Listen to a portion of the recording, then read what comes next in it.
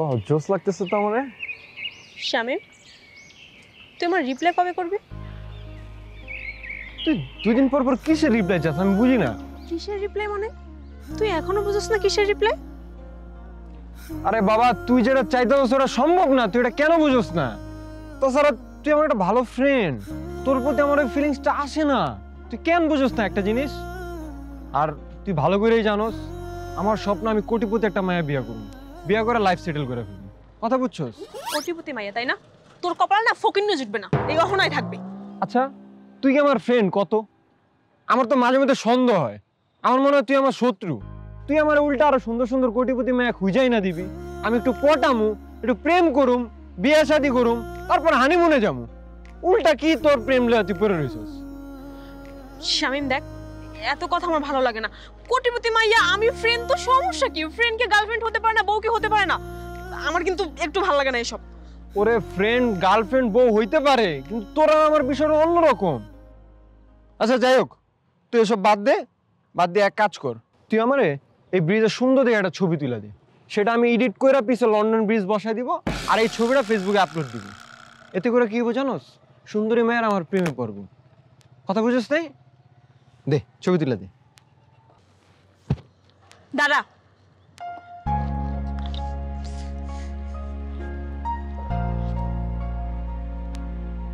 ভালো করে দাদা।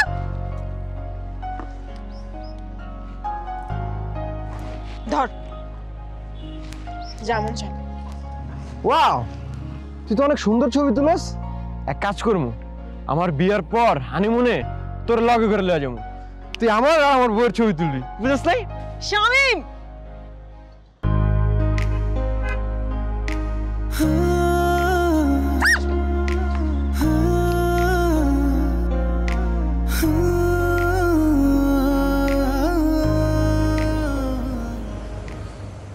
ফুল দিও কলি দিও কাটা দিও না, আস্তে আস্তে চুমা।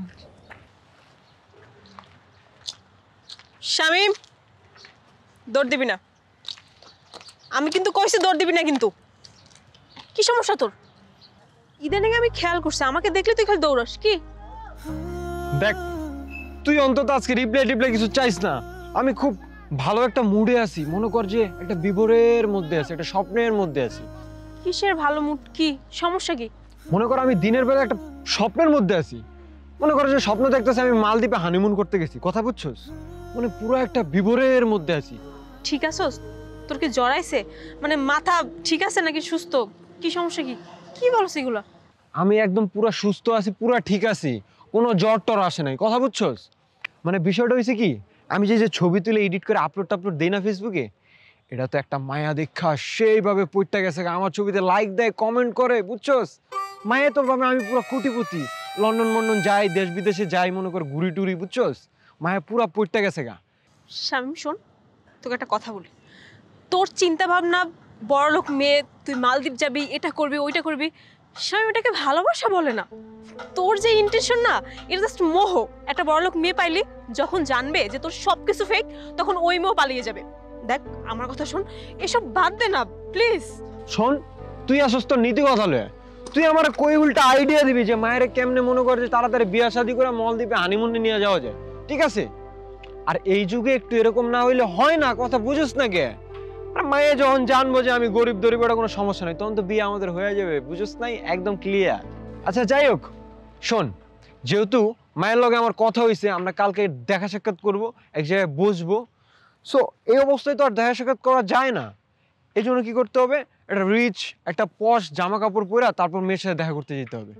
আমি একটা আইডিয়া পাইছি, সেটা হলো গুলিস্তান চোরাই মার্কেট। এই মার্কেটে মনে কর সব বড়লোক জিনিসপত্র পাওয়া যায় কম দামে। তুই এখন আমার লগে যাবি, তুই আর আমি মিললা সুন্দর দেখে শপিং করবো। কথা বুঝছিস? চল না যাই। ভয় মাপ চাই তোর কাছে আমি। শপিং করবা তুমি, তাই না?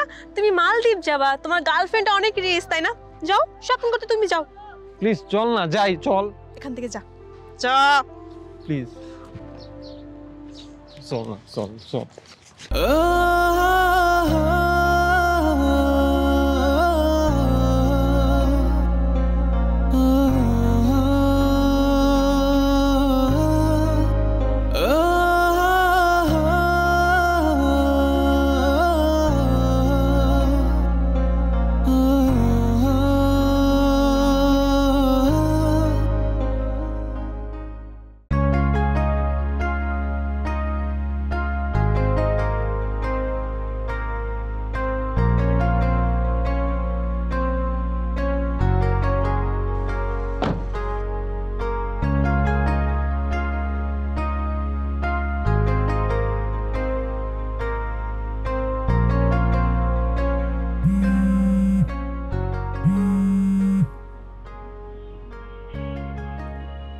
হ্যালো।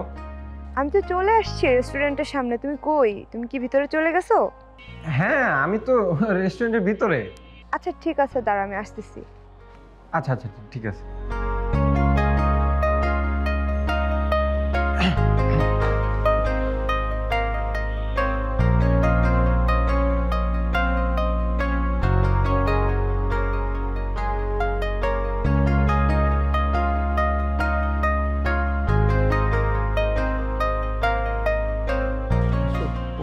বসো না, বসো বসো।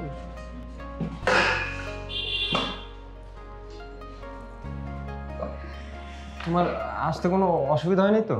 না, আসতে কেন অসুবিধা হবে? আমি তো গাড়িতে আসছি। ও হ্যাঁ, তুমি তো গাড়ি নিয়ে আসছো, অসুবিধা হবে কি? আচ্ছা, নিচে কোনো গাড়ি দেখলাম না। তুমি কি গাড়িতে আসোনি? হ্যাঁ, গাড়ি নিয়ে আসতেছিলাম, রাস্তার মধ্যে ওই টায়ারটা পাঞ্চার হয়ে গেছে, পরে ওটা গ্যারেজে দিয়ে আসছি ঠিক করার জন্য। যে গাড়িতে আসছো ওটা কি তোমার? হ্যাঁ, আমার গাড়ি। আমি তো আলাদা গাড়িতে উঠি, আম্মুর একটা, আব্বুর একটা, আমার একটা। তোমার 3টা গাড়ি? হ্যাঁ। আমাদেরও 3টা গাড়ি। তো আমার গাড়িটা না হুট করে পাঞ্চার হয়ে গেছে। ও আচ্ছা। আচ্ছা যাই হোক, হ্যাঁ আমরা কিছু খাই, অর্ডার করি। হ্যাঁ হ্যাঁ শিওর, ওয়েটার ডাকো। দাঁড়াও ওয়েট, ভাইয়া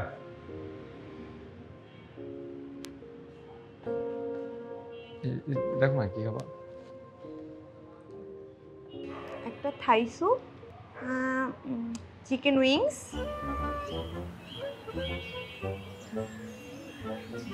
তুমি কিছু অর্ডার দাও। তুমি যা খাবো আমি তাই খাবো। আমি আবার বেশি কিছু খাই না বাইরে, আমি একটু ডায়েট করি তো। একটা কোল্ড কফি, একটা মিট বক্স। মানে এগুলো কি তোমার জন্য অর্ডার করতেছো? না, তুমিও তো খাবে। ও খাও, ঠিক আছে। একটু আর্লি দেবেন, হ্যাঁ? আচ্ছা আমি একটু ওয়াশরুমে যাই। হ্যাঁ হ্যাঁ শিওর, যাও। ঠিক আছে, থ্যাংক ইউ।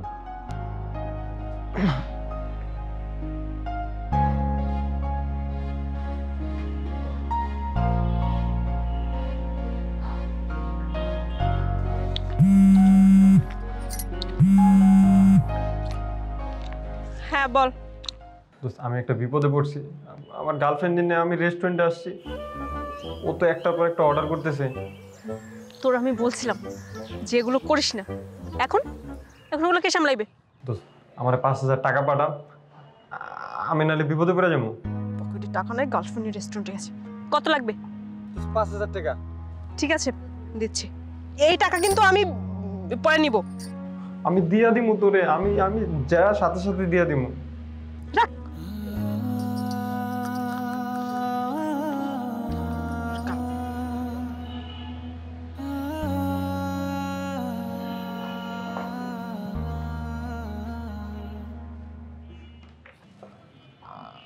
আচ্ছা আমাদের খাবারটা এখনো হয়নি। না, এখনো তো হ্যাঁ। দিল না।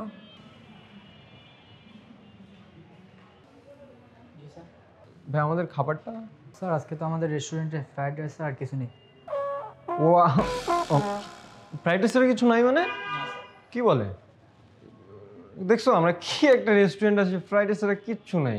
আচ্ছা প্যারা নাই, বাদ দাও না, আমরা রাইসটাই খাই না। তাহলে ফ্রাইড রাইস দেন আর সাথে 2টা কোল্ড ড্রিঙ্কস। আচ্ছা স্যার। যাই হোক, তোমার কিন্তু আজকে সুন্দর লাগতেছে। থ্যাংক ইউ, তোমাকে অনেক কিউট লাগতেছে। আচ্ছা তোমার শার্টের বাটন নাই? এটা ওই যে রেস্টুরেন্টে ঢোকার সময় দরজার সাথে লেগে ছিঁড়ে গেছে। আর এটা তো ব্র্যান্ডের শার্ট, বারবেরি ব্র্যান্ডের শার্ট। ও আচ্ছা।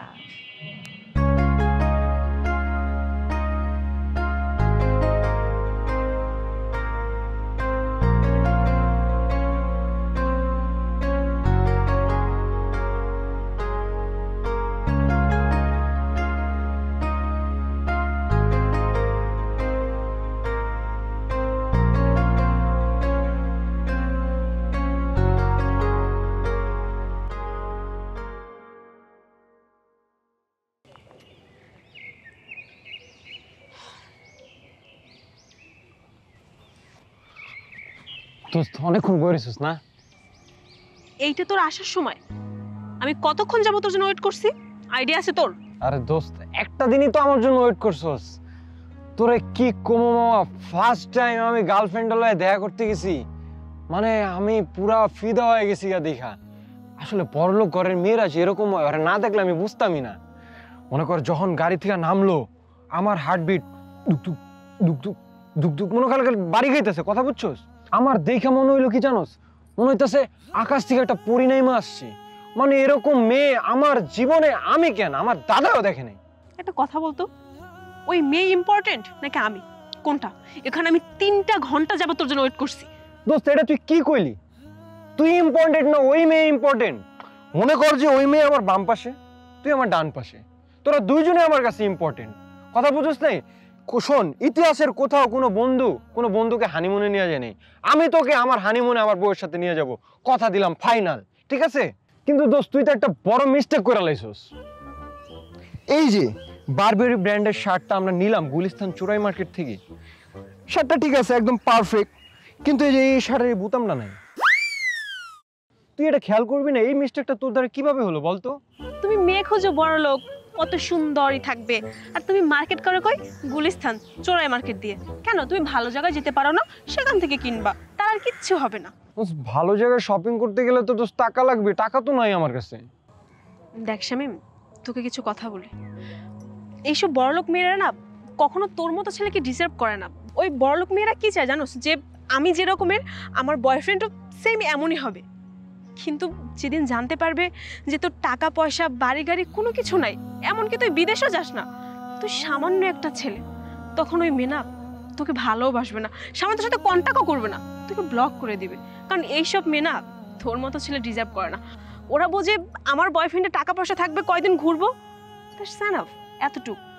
এই যে দেখ, ওই মেয়েকে নিয়ে আজকে তুই বের হলি, তোর পকেটে কিন্তু একটা টাকাও ছিল না, ওই মেয়েকে একটা দিন এফোর্ড করতে পারলি না। আর ওই মেয়ে যখন একদিন সত্যিটা জানতে পারবে তুই সাধারণ ঘরের একটা ছেলে, ওই মেয়ে কি করবে জানিস? তোর দিকে ফিরেও তাকাবে না। কারণ ওইসব মেয়ে তো কখনো সত্যিকারের ভালোবাসাটাই বুঝবে না, ওরা শুধু টাকাটাই বোঝে। দেখ না, এসব বাদ দে না, তুই যেরকম ছেলে এরকম একটা মেয়ে দেখ না। আমার কথা বাদ দে, আমি তোর পেছনে ঘুরি, আমি তোকে পছন্দ করি, আমার কথা বাদই দিলাম, আমাকে তোর পছন্দ না, তুই তোর মতো একটা মেয়েকে খোঁজ। তুই যে কাজগুলো করিস, পিক তুলিস, কি এডিট করে কি না কি দেশ, সবাইকে বলিস তুই বিদেশ থাকিস, এইটা করিস ওইটা করিস, এই মিথ্যা কথাগুলো না বাদ দে। তুই তো সত্যিটা বল, সত্যি বলে কোনো মেয়েকে পছন্দ কর, ভালোবাস, দেখবি শান্তি থাকবে। এগুলোর মধ্যে না শান্তি নেই, একদিন তুই নিজের কাছে নিজেই ঠকে যাবি। এগুলো বাদ দিয়ে দে, আমার কথা তোর চিন্তা করতে হবে না, আমি ফ্রেন্ড হিসেবে তোর কাছে সারা জীবনই থাকবো। কারণ আমার কষ্ট তুই কোনো দিনও বুঝবি না। তাই বলি কি, এখনো সময় আছে, সত্যিটা বল, সত্যিটা বলে কাউকে ভালোবাস, এইসবের পেছনে ঘুরে কোনো লাভ হবে না। যাক, থাকতে।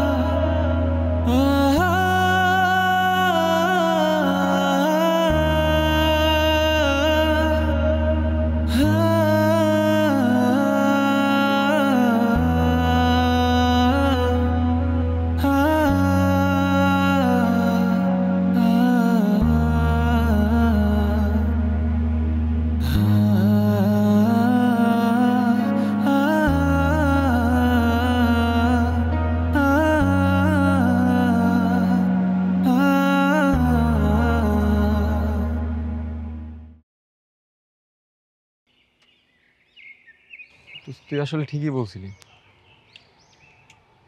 মিথ্যা দেওয়া কখনো কোনো কিছু জাহির করা যায় না। মানুষের টাকা পয়সা হইলে মানুষ এতটা অমানুষ হয়ে যায়, সেটা ওই মেয়েরে না দেখলে আমি কখনোই বুঝতাম না। তো বিশ্বাস কর, ওই মেয়ে আমার যা না তা বলে অপমান করছে, মানে ও আমার মানুষই মনে করে নাই। যখন জানতে পারছে আমি খুব সাধারণ একটা ছেলে, শেষ পর্যন্ত তোর কথাই ঠিক ছিল, আমার বুঝতে অনেক দেরি হয়ে গেছে। যাক, দিন শেষে তাও সত্যিটা মানতে পারলি। তোকে অনেকবার বলছি এইসব মেয়েদের পেছনে দৌড়ে লাভ নেই। এসব মেয়েরা কখনো ভালোবাসার মর্ম বুঝবে না। ওরা খুঁজে টাকাওয়ালা ছেলে, ওরাও যেমন তেমনটাই খুঁজবে। তুই যেমন ছেলে যখন সত্যিটা জানতে পারবে কখনোই তোকে ভালোবাসবে না, আর তুই যে তোর ভালোবাসাটা প্রকাশ করবি সেটা কখনোই বুঝতে পারবে না। হয়ে যে দিন শেষে ওদের টাকা প্রয়োজন, ভালোবাসা না। বড়লোক ফ্যামিলির মেয়ে, ওরা ভালোবাসার মর্ম কি বুঝবে? ছোটবেলা থেকে টাকা দেখে দেখে বড় হয়েছে। অহনা যে কথাগুলো বলতেছে আবেগে বলতেছে, ওর স্বার্থের জন্য বলতেছে, কখনো ভাবিস না তোর ভালোর জন্য বলতাম। কখনো এটাও বোঝার চেষ্টা করিসনি অহনা তোকে কতটা ভালোবাসতো। কখনো অহনার ফিলিংসটা বোঝার চেষ্টা করিসনি। মনে করতে আমি আমার স্বার্থের জন্য তোকে কথাগুলো বলি না রে। এই অহনা তো নিজের স্বার্থের জন্য কোনোদিন কোনো কিছু ভাবে না, সবসময় এটাই ভাবছে তোকে কিভাবে ভালোবাসা যায়, কিভাবে ভালো রাখা যায়। ওইসব যে মেয়েরা না কখনো ভালোবাসে না। আমি তোকে মন থেকে যতটা ভালোবাসছি, এই ভালোবাসার দাম না একটুও দিতে পারবি না, এমনকি কোনো দিনও না। যাক, দিন শেষে সত্যিটা বুঝতে পারছিস, এটাই অনেক কিছু। মিথ্যা দিয়ে কিছুই হয় না। আমার ফোনটাও তো তেমন একটা ধরতি না। ফ্যামিলি আমার বিয়ে ঠিক করে ফেলছে। এ মাসের 29 তারিখ আমার বিয়ে। কখনো খেয়াল করেছিস আমি কিন্তু কখনো শাড়ি পরতাম না। দেখ আজকে শাড়ি পরেছি। ওই ছেলের সাথে আমি আজকে দেখা করব এই জন্য, কারণ তোর সামনে তো শাড়ি পরে কোনো লাভ হতো না। যাই হোক, ভালো থাকিস।